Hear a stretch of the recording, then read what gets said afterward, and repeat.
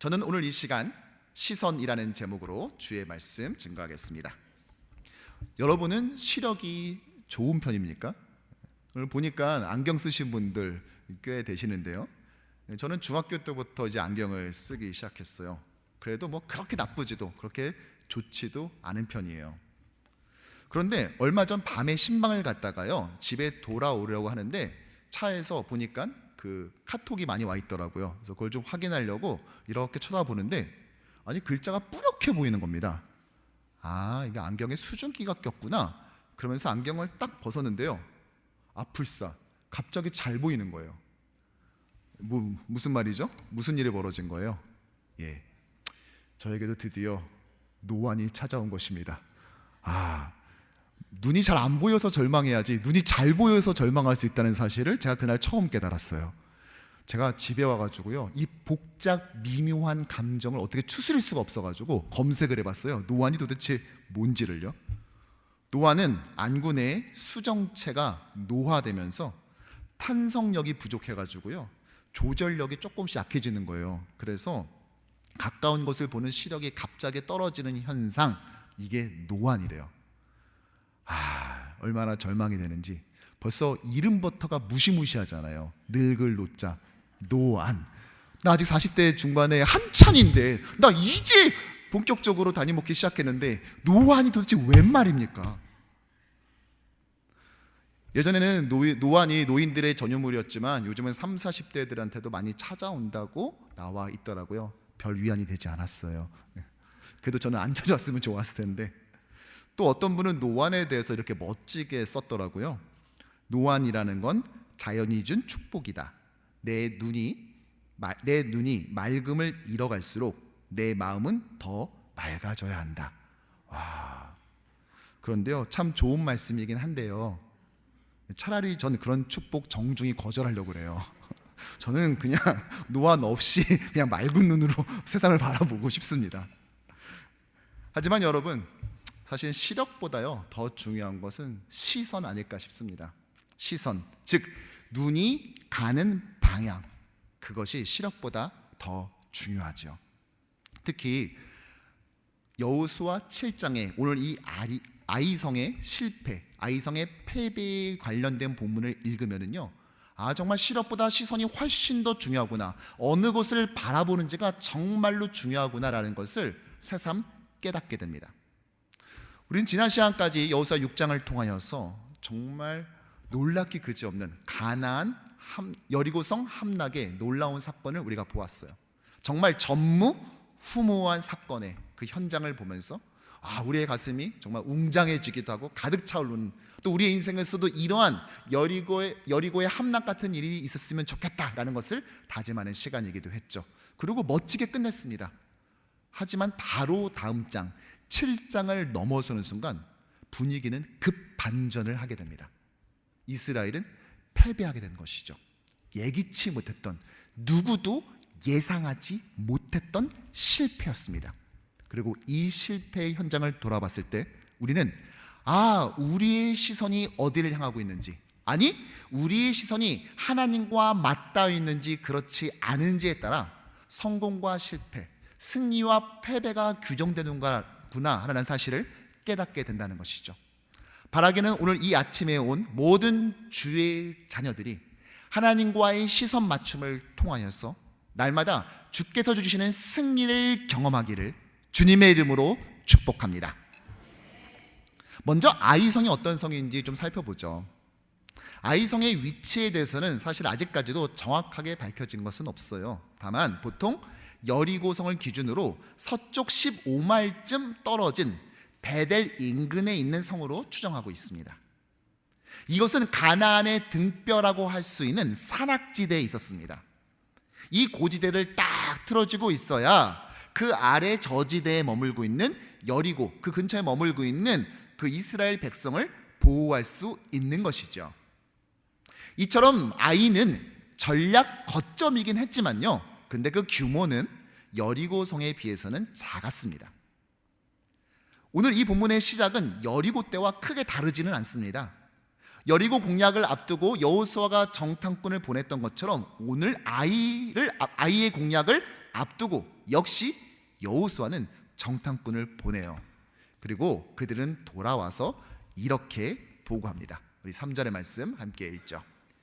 여호수아에게로 돌아와 그에게 이르되 백성을 다 올라가게 하지 말고 2-3천 명만 올라가서 아이를 치게 하소서.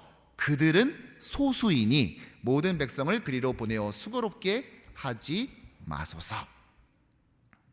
아이를 다녀온 정탐꾼들은요, 그곳 인원이 적기 때문에, 그 사람들이 소수이기 때문에 굳이 백성 모두가 다 달려갈 필요 없다는 거예요. 그래서 한 2-3천 명쯤 보내면 될 것 같다라고 제안했죠. 여호수아는 이들의 말대로 3천 명의 병력을 뽑아서 아이를 공격합니다. 자, 그럼 어떻게 되었을까요? 여리고 못지않는 극적인 승리를 거두었을까요? 그에 대해서 4절과 5절은 우리에게 이렇게 말을 해요. 백성 중 3천 명쯤 그리로 올라갔다가 아이 사람 앞에서 도망하니 아이 사람이 그들을 36명쯤 쳐 죽이고 성문 앞에서부터 스바림까지 쫓아 내려가는 비탈에서 쳤으므로 백성의 마음이 녹아 물같이 된지라. 예상치 못한 결과였죠. 이스라엘은 도주했고 가나안 거민들은 내리막길 내내 추격하면서 스바림까지 이스라엘 백성들을 추격해 왔습니다. 그 과정에서 이스라엘군 36명이 전사하고 말았죠. 이 충격적 소식은 이내 백성들 사이에 쫙 퍼졌고 그 결과 그들의 마음은 녹아내렸습니다. 여러분, 여호수아서가 시작된 이래 마음이 녹았다, 간담이 녹았다, 이런 표현은 누구에게 썼습니까? 네, 가나안 거민들, 또 여리고 성 안에 있는 사람들 같은 그 가나안 사람들의, 이방인들의 전매 특허이자 전유물이었잖아요. 그런데 아이성 패배 후 이제는 이스라엘이 마음이 녹아 물같이 되어버렸대요. 입장이 완전히 뒤바뀌어 버린 것이죠. 무엇이 이런 정반대의 상황을 만들었을까요? 여리고 함락의 이 경이로운 승리 이후 얼마 지나지도 않아 이렇게 된 이유는 도대체 무엇 때문이었습니까? 그것은 바로 가나안 정복을 바라보는 그들의 시선 때문이었습니다. 제가 여호수아 강해 설교를 시작하고 난 다음에 제목을 보통 2글자, 3글자로 이렇게 정하지 않습니까? 그래서 아마 오늘 여호수아 7장을 펴들고 아마도 설교 제목을 패배 또는 실패 이렇게 정하지 않을까 예상을 하셨을 텐데요. 사실 실제로 그렇게 정했었어요. 그런데 설교를 준비하면서 연구하고 묵상하다 보니까 이스라엘의 패배보다는 그 패배 이후에 이스라엘이 그에 대처하는 방식에 더 많은 분량을 할애하며 그것을 집중하는 것을 보았습니다. 그렇게 성경의 저자가 가리키는 것을 따라가다 보니까 결국 오늘 아이성 패배는요, 하나님과 이스라엘의 시선 차이에서 발생했다는 사실을 깨닫게 되었어요. 그래서 제목을 시선으로 바꿨습니다. 실제로 오늘 본문을 빼곡히 채우고 있는 단서들을 한번 찾아보도록 할까요? 먼저 첫 번째, 여호수아의 시선입니다. 갑작스러운 패배 소식에 여호수아는요 충격을 받았어요. 그래서 장로들과 함께 여호와의 궤 앞에 엎드려서 옷을 찢고 티끌을 뒤집어 쓰면서 기도합니다. 그런데 여러분, 오늘 여호수아의 기도에는요 뭔가 석연치 않는 부분이 있습니다. 한번 그 기도의 내용을 여러분 예민하게 한번 주시면서 읽어보죠. 시작.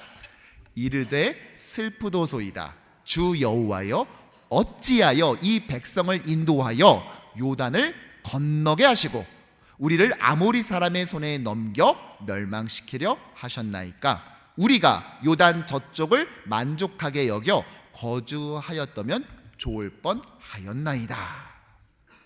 여러분 어때요? 그의 기도에 거룩한 절박감보다는 뭔가 불안한 기시감이 느껴지지 않습니까? 기시감이 뭐예요? 데자뷰. 전에 한번 본 것 같은 그런 느낌 들지 않아요? 근데 뭔가 좀 불안하죠? 차라리 우리가 요단 동쪽에 머물렀으면 더 좋았을 뻔했습니다. 이거 어서 들어봤잖아요, 이런 거. 어서요? 네, 이스라엘이 광야 생활 내내 뭐라고 그랬어요? 차라리 우리가 애굽에서 노예 생활하는 게 더 나을 뻔했습니다 라고 했었던 바로 그것이 오늘 다시 반복되고 있습니다. 분명 이 기도는 출애굽 1세대들의 메아리와 같아요.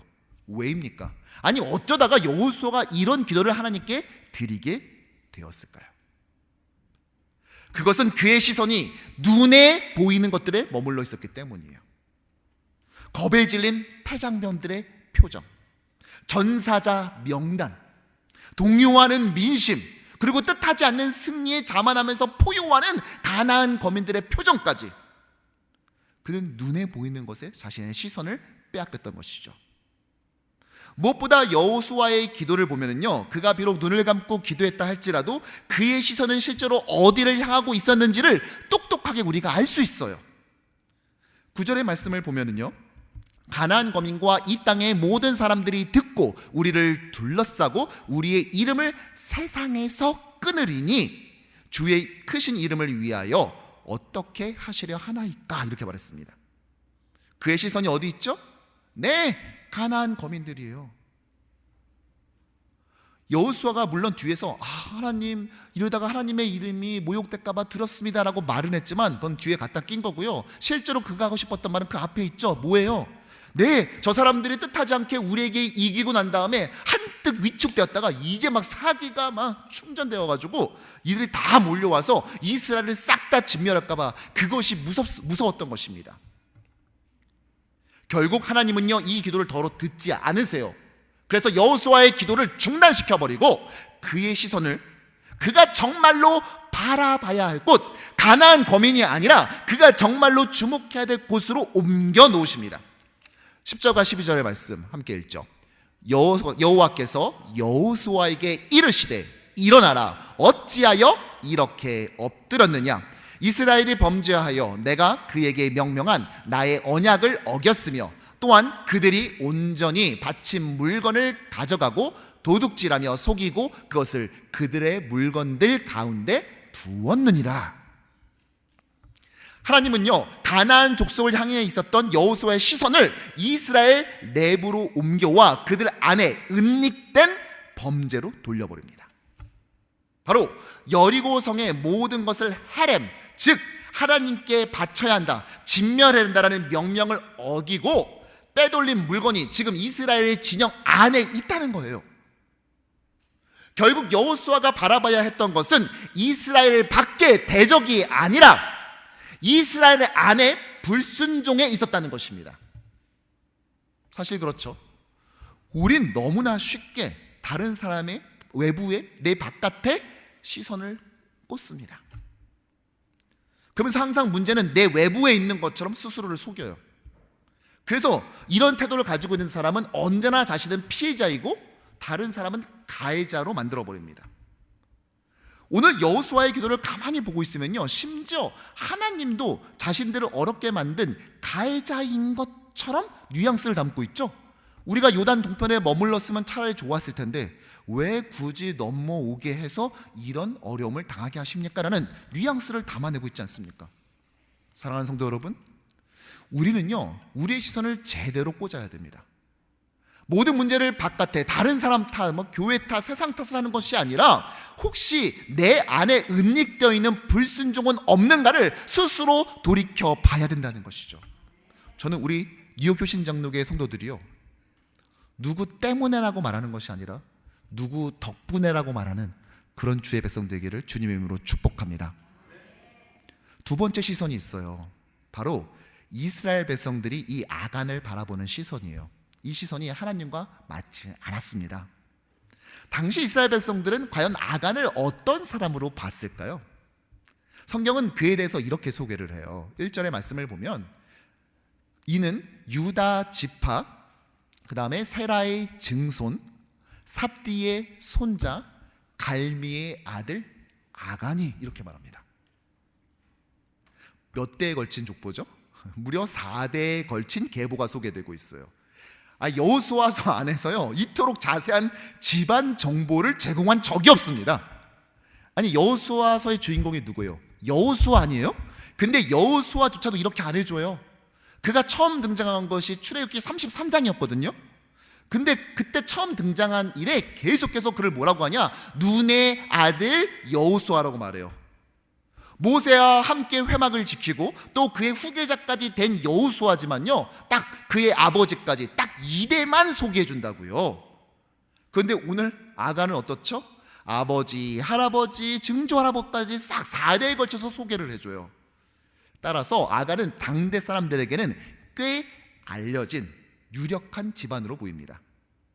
유대 전통에서는요, 그가 유다와 다말 사이에 태어난 세라의 후손이었다라고 붙이고 있어요. 더군다나 그의 지파는 어디 출신입니까? 무려 유다 지파입니다. 유다 지파가 어떤 지파예요? 12지파 중에 정말 가장 강력한 지파 아닙니까? 핵심 중에 핵심이죠. 결국 아간은요, 당시 사람들의 시선에서 봤을 때는요, 그는 주요 지파 출신인데다가 유력 집안에 속한 자, 한마디로 당시 사회에서 봤을 땐 엘리트 집안, 인사이더였습니다. 요즘 말로요, 핵 인싸예요, 이게요. 아마 그들은 아간이 이런 범죄를 저질러 줄은 아마 꿈도 꾸지 못했을걸요. 상상도 못했을 겁니다. 왜요? 눈에 보이는 유력 가문 출신이라는 간판으로 가렸기 때문이죠. 하지만 하나님의 시선에 봤을 때 그는 누구였습니까? 온전히 바쳐진 물건에 손댄 자, 헤렘, 진멸되어야 될 것에 손댄 자. 그래서 이스라엘 전체를 헤렘에 취하게 만들 수 있는, 헤렘에 처하게 만들 수 있게 만드는 송두른 채 자신의 공동체를 위험에 빠뜨린 자, 그게 바로 아간이었습니다. 세상이 바라보는 눈과 하나님이 바라보는 눈이 너무나 다른 것이죠. 우리 역시 마찬가지입니다. 사람들이 나에 대해서 하는 평가가 마치 진짜 나의 모습인 것처럼 착각하며 우리 살 수 있어요. 왜 이런 착각을 하죠? 네, 그렇죠. 우리 주변에 있는 사람들은 다 나랑 친한 사람이에요. 그렇죠? 아니, 밥을 먹는데 자기 소화 안 되게 그런 사람들과 같이 모임 먹는 거 봤습니까? 다 나랑 친한 사람들, 나한테 좋게 말해주는 사람들과 밥을 먹지. 여러분, 우리 생전에, 우리가 살아 생전에 칼국수를 15불, 18불 주고 먹게 되는 날이 올 줄 우리가 어디 감히 상상이나 했습니까? 거기다 팁하고요, 세금 더해보세요. 그러면 거의 22불 나옵니다. 한국 돈으로 25,000원이에요. 전화하셔가지고 한국에 있는 친구한테요, 가족한테요, 일가 친척한테요, 나 오늘 칼국수 25,000원 주고 먹었어 라고 말해보세요. 뭐라고 말하나? 이런 시대에 우리가 살고 있어요. 한 끼 식사값이 이렇게 비싼 시대에, 아니 소화 안 된 사람하고 누가 밥을 먹어요? 다 자기 친한 사람하고 밥을 먹지. 그러니까 그들이 나한테 하는 평가들은 다 나는 옳고, 나는 착하고, 나는 탁월하고 이쁘고 훌륭한 사람인 거예요. 근데 여러분, 문제가 뭔 줄 아세요? 하나님은 사람들의 말을 듣고 평판을 듣고 우리를 보는 것이 아니라 하나님은 우리의 심령을 감찰하시는 분이에요. 우리의 속을 꿰뚫고 보신다는데 문제가 있어요. 그러니까 사람들이 나에게 해주는 말에 우리가 도취돼서는 안 되고요. 어디에 포커스를 맞춰야 되죠? 그렇죠. 하나님이 봤을 때 나는 어떠한 사람인가에 우리의 초점을 맞춰야 된다는 것입니다. 사실 교회에서도 마찬가지죠. 직분과 호칭 뒤에 숨어서 진짜 내가 어떤 상태인지를 놓칠 때가 너무나 많이 있어요. 그래서 안타깝게도 이런 이민교회에서 이런 말 많이 들어보잖아요. 오히려 중직자들 때문에, 또 목회자들 때문에 교회가 어려움에 처할 일이 많다라는 말, 참 안타깝지 않으면 들을 때가 있지 않습니까? 참 그런 면에서 너무 감사한 것은요, 제가 부임하면서 우리 중직자들, 특히 장로님들하고 같이 교제하면서 또 만나고 또 함께 회의하고 논의하면서 느끼는 것이 무엇이냐면은, 정말 우리 교회가 정말 잘 되기를 원하는구나, 진심으로 원하는구나, 그리고 어떤 것이 하나님의 뜻인지에 대해서 되게 두려워하면서 함께 상의해 나간다는 거예요. 저는 이게 얼마나 자랑스러운지 몰라요. 제가 새가족들 등록하면은요, 저희 집에 이제 날짜를 정해서 초대해가지고 저녁 식사 같이 먹으면서 교제하는 시간을 갖잖아요. 이 새가족 행복한 만남을 하는데요, 다른 교회에서 이제 장로로 섬기시다가 우리 교회 오신 분이 이렇게 말씀하더라고요. 맨날 목회자와 장로가 싸우는 것만 보다가 담임 목사님이 이렇게 장로님들 칭찬하는 걸 보니까 너무 기쁘네요. 제가 이 교회 등록하길 정말 잘한 것 같습니다. 이렇게 말을 하더라고요. 전 지난주 금요일 날 우리 교회 장로님들, 시무, 협동, 은퇴, 명예, 또 새로 오신 전입 장로님들 부부를 초대해서 식사를 같이 하고 또 레크레이션도 하고 또 함께 기도하고 찬양하고 목회 비전을 나누는 시간을 가졌었어요. 그런데 어떤 장로님은요, 저한테 이렇게 말씀하더라고요. 목사님, 사실 저 원래 이렇게 밤운전 절대 안 합니다. 그런데 이런 자리를 마련하셨다는 얘기를 듣고 제가 여기 왔습니다. 왜냐하면 이 다음 말이 되게 중요해요. 잘 들으셔야 돼요. 목사님을 너무 사랑해서 제가 오늘 이렇게 왔어요. 이 말을 하시는데 야, 밥을 안 먹어도 배가 부르더라고요. 아주. 그래서 그날 돌아가시는 길은 제가 직접 운전을 했으면 좋겠지만 그 다음날 새벽기도 설교가 있는 관계로 하지는 못했어요. 그러나 마음은 함께 대리운전을 하고 있었습니다. 이날 목회 비전을 나누고 마지막 맞추기 전에 우리 전체 모인 사람들이 큰 원을 그리면서 손에 손을 잡고 큰 원을 그렸어요. 그리고 함께 찬양했습니다. 평화, 하나님의 평강이 당신의 삶에 가득하기를 축복합니다. 여기에 모인 우리 주의 큰 복 받은 자녀라. 이 믿음 굳세라. 서로 함께 찬양하고 목이 터져라 주님을 찬양하고 기도했습니다. 그러던 가운데 하나님께서 저에게 한 가지 마음을 주셨어요. 그래서 하나님께서 저에게 붙여주신 두 개의 우리 파트너, 우리 그룹이 있죠. 하나는 교육자들을 놓으십시오. 제 왼쪽에. 또 시무장로님들 저한테 오세요.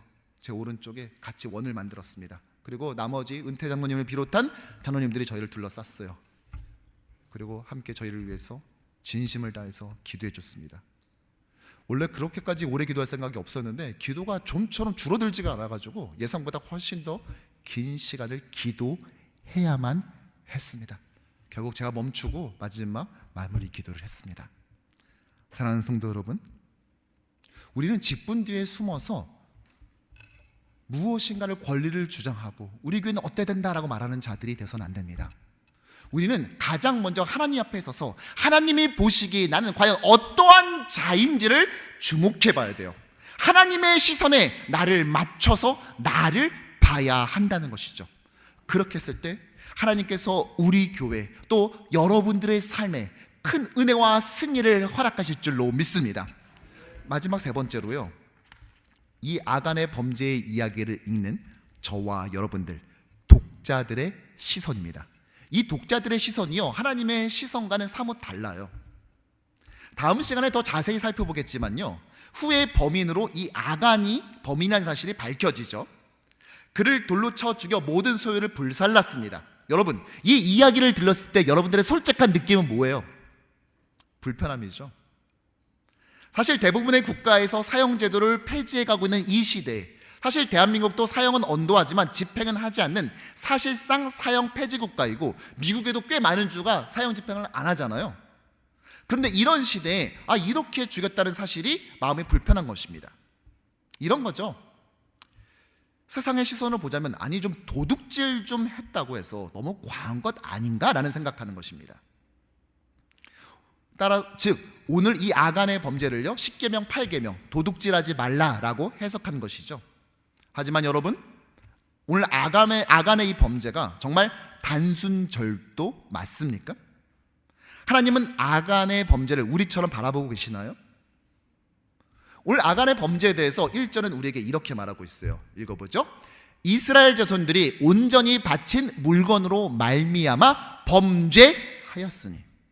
여기서 범죄라는 히브리어 단어 말은요 주로 간음을 통해서 배우자를 배신한 행위를 할 때 씁니다. 그런데 이 단어가 후에 여호수아 22장에서 무려 7번이나 반복되는데 싹 다 우상 숭배와 관련해서 썼어요. 즉 하나님의 시선에서 오늘 이 아간의 범죄는요 10계명 8계명 도둑질 하지 말라가 아니라 제1계명 너는 나 외 다른 신들을 섬기지 말라에 대한 정면 도전이었다는 것입니다. 그깟 절도가 아닌 것이죠. 조금 더 살펴볼까요? 만일 이것이 절도였다면요 뒤에 따라붙어야 될 내용이 있어요. 뭘까요? 네, 절도 피해 얘기죠. 한 10여 년 전인가요? 페리스 힐튼, 린제이 로한 같은 헐리우드 스타들의 빈집을 털었던 블링링이라는 전문 절도범들이 구속됐는데요. 그때 이 범죄 조직의 2인자가 20대 초반의 한국계였어요. 그래서 이게 많이 알려졌었거든요. 근데 이때도 기사에 따라붙는 내용이 뭐예요? 네, 피해 얘기입니다. 이때 무려 300만 달러어치가 절도당했었습니다. 근데 이 2인자였던 한국계 여성이 4년 징역을 살다가 나왔거든요. 네, 이 얘기를 듣고 괜히 옆에 앉아있는 30대 중반의 여자 성도들 의심하지 마시고 저를 보십시오. 만일 이 사건이 절도였다면요, 피해액을 중심으로 써야 돼요. 물론 뒤에 아간이 절도 품목을 소개하긴 하죠. 하지만 그거는 그가 범인이 밝혀지고 실토하는 과정에서 스스로 공개한 거지 하나님이 말한 거 아니에요. 하나님은 그 리스트에 대해서 말하지 않아요. 하나님의 포커스는 피해액이 아니라 그가 절도를 한 그 자체에 꽂혀 있다는 것입니다. 오늘 본문에서 아간의 범죄 뒤에 따라붙는 것은 실제로 피해액이 아니라 무엇이었습니까? 11절, 이스라엘이 범죄하여 내가 그들에게 명명한 나의 언약을 어겼으며, 15절, 온전히 바친 물건을 가진 자로 뽑힌 자를 불사르되 그와 그의 모든 소유를 그리하라. 이는 여호와의 언약을 어기고. 나의 언약을 어겼다는 거예요. 여호와의 언약을 어기고. 하나님은 이 사건을 물건 좀 훔친 사건이 아니라 하나님과 이스라엘의 언약을 송두리 채 망가뜨린 사건으로, 영적 간음으로 본 것입니다. 어때요? 이제 이 사건을 바라보는 시선이 좀 생겼나요? 하나님과 좀 맞춰지세요? 아직도 멀었다고요? 네, 그러면 제가 이렇게 한번 해볼게요. 저는 즐기지 않아요, 진짜. 그런데 가끔 보면 한국 막장 드라마에 보면은 불륜을 저지른 남편 이야기가 나오죠? 아닌 척 끝까지 시치미를 떼다가 결국 들통나면은요, 이 한마디를 항상 던지잖아요. 이 말을 딱 듣는, 이 대사를 듣는 순간 많은 여성들이 정말 그 순간 잠깐이나마 살인 충동을 느낍니다. 무슨 말이에요? 딱 자신의 불륜을 들킨 이 불륜남이 한다는 말이 아내한테 그렇다고 사랑이 죄는 아니잖아 이렇게 말하잖아요. 그렇죠? 이 말을 들으면 이걸 듣던 여성들이 막 리모컨을 불끈 잡고 저거를 저거 막 이러지 않습니까? 어때요? 이제 하나님의 마음이 좀 헤아려지세요? 그럼에도 우리는 지금까지 우리의 시선대로 1계명을 판1계명으로 둔갑시켜서 이건 좀 과하지 않아요? 하고 있었다는 것입니다. 하나님께서 당신의 백성을 향한 이 불을 듯한 사랑과 그의 비례에 영적 간음을 목격했을 때 이 처절한 배신감을 전혀 보지 못하는 것이죠. 그리고 이러한 시선의 차이는 어떠한 결과를 가져오죠? 네, 죄를 우습게 여기고 가볍게 여기며 하나님과의 관계에 균열을 만들어냅니다. 따라서 우리는 하나님의 시선으로 죄를 바라볼 줄 알아야 돼요. 죄에 너무 관대한 우리 자세는 하나님의 시선 아래서 뒤받게 된다는 것입니다. 이 시선의 변화가 우리와 또 우리 다음 세대에게 정말로 필요해요. 하나님의 시선으로 나를 보고 죄를 바라보고 교회를 바라보고 세상을 바라보고 이 미국 땅을 바라보는 것이죠.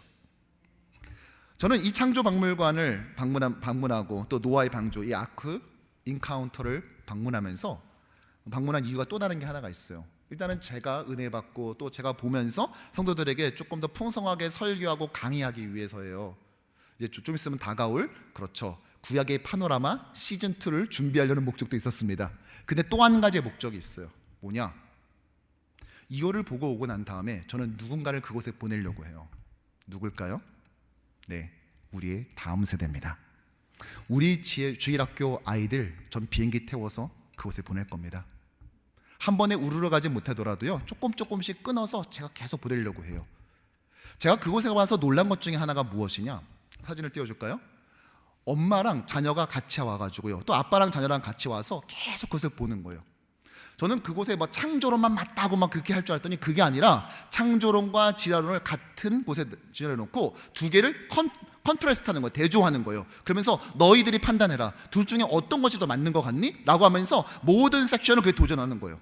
정말 자연 선택설이 맞는 것 같니? 진짜 빅뱅이 맞는 것 같니? 진짜 진화론이 맞는 것 같니? 아니면 성경이 맞는 것 같니? 라고 아이들한테 끊임없이 생각할 수 있도록 계속 모든 것들을 구성해 놨어요. 그러니까 아이들이 금방 넘어가는 게 아니라 다 수첩을 꺼내들고 계속 뭘 적고 엄마랑 토론을 하는 거예요. 저는 이렇게 뒷짐지면서 어슬렁거리면서 와, 이거 너무 크고 좋다 이러고 있는데 그 아이들은 넘어가질 않아. 어떻게 된 게 계속 그걸 적으면서 보는 거죠. 아닌가 아니라 보니까 와, 정말 생각할 것도 많고 함께 토론할 것들도 너무 많더라고요. 그렇게 하면서 아이들에게 시선을 심어주는 것입니다. 어떠한 시선이요? 하나님이 세상을 바라보고, 하나님이 나를 바라보고, 하나님이 인간을 바라보고, 하나님이 이 나라와 이 땅을 바라보는 그 시선을 우리 아이들에게 심어줘야 된다는 것입니다. 그 귀한 사명이 우리에게 있다는 것이에요. 우리만 하나님의 시선을 맞추면 안 돼요. 우리의 다음 세대 역시도 하나님의 시선을 맞출 수 있는 아이로 우리는 만들어야 될 책무가 있다는 것입니다. 어떤 면에서 그 아이들은 출애굽 3세대, 아니 가나안 정복의 또 다른 세대가 되어야 되지 않겠습니까? 그러한 순종의 세대로 이 땅을 여호와의 승리를 가져오는 그리스도의 강력한 군사로 만들어야 되지 않겠습니까? 그렇다면 그들에게 그 시선을 심어줘야 된다는 것입니다. 저는 우리 뉴욕 신장로교회가 우리와 우리 어른 세대뿐만이 아니라 우리의 다음 세대 역시 하나님의 시선으로 이 땅을 바라봄으로써 이 땅에 그리스도의 푸르른 계절이 도래하게 하는 하나님의 귀한 일꾼으로 세워지기를 간절히 소원합니다. 말씀을 정리합니다. 우리의 삶에서요, 큰 승리를 이루고 난 직후보다 위험한 시간은 없습니다. 큰 승리, 더군다나 이 가나안 함락 같은 경이로운 승리를 경험하고 난 다음에 우리는 착각할 수 있어요. 마치 이 승리가 당연한 것처럼, 이 승리가 마치 나에게 주어졌어야만 되는 것처럼 말이죠. 그런데 여러분, 정말 그렇습니까? 바울 사도는요, 그래서 우리에게 이렇게 경고하고 있어요. 함께 읽죠. 그런즉 선줄로 생각하는 자는 넘어질까 조심하라. 큰 승리를 이루고 난 다음에, 가시적 성과를 이루고 난 다음에 우리는 항상 저 말씀을 떠올려야 됩니다. 넘어질까 조심하라. 이스라엘은요, 가나안 함락 이후에 마치 이 승리가 당연히 자신들의 것인 것처럼 여겼습니다. 그들이 시내산 언약을 받았기 때문에, 모세와 여호수아와 같은 위대한 주의 종이 이끌기 때문에, 우리가 하나님이 구별하신 선민이기 때문에 이 승리는 마치 당연한 것으로 여겼다는 것이죠. 우리가 수학에서 이걸 뭐라고 그래요? 항상 고정되어 있는 수, 상수라고 하죠. 그들은 자신들의 승리를 상수로 보았지만 사실은 순종 여부에 따라서 그 승리는 언제든지 패배로 바뀔 수 있는 변수였던 것이에요. 가나안 정복에 있어서 유일한 상수는 승리의 주이신 여호와 하나님 뿐이었습니다. 그러므로 우리는 우리의 시선을 언제나 주님께 맞춰야 할 것입니다. 저는 오늘 시선이라는 제목으로 변경하고 난 다음에요, 한 신방이 떠올랐어요. 우리 교회 한 장로님은요, 이제 한쪽 시력을 거의 다 잃었어요. 그리고 나머지도 이제 그렇게 썩 좋지는 않으세요. 근데 신방 중에 장로님께서 저에게 이런 말씀을 하셨어요. 목사님, 이렇게 한쪽 눈이 안 보이고 다른 쪽 눈도 성하지 않게 되니까요, 눈이 건강할 때 성경 더 많이 읽을 걸 하는 후회가 사무칩니다. 그 얘기를 듣는데요, 제 마음에 얼마나 뜨거움이 느껴지고 또 얼마나 많은 회개와 반성이 되는지 몰랐습니다. 사랑하는 성도 여러분, 우리는 시력이 얼마나 좋은가 보다 무엇을 보고 어디를 보고 있는지가 너무나 중요합니다. 저와 여러분들의 시선은 지금 어디에 맞춰져 있습니까? 결국 아이성의 패배는 결과일 뿐이지 궁극적 원인은요, 누구의 눈으로 볼 것인가, 누구의 시선으로 볼 것인가였습니다.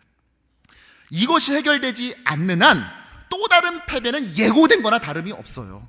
그러므로 예상치 못한 위기와 실패를 만났을 때 우리는 점검해야 됩니다. 아니, 우리는 매일매일 내 스스로에게 질문해야만 돼요. 나는 하나님의 시선으로 나를 바라보고 있는가? 나는 하나님께 시선을 두고 있는가? 하고 말이죠.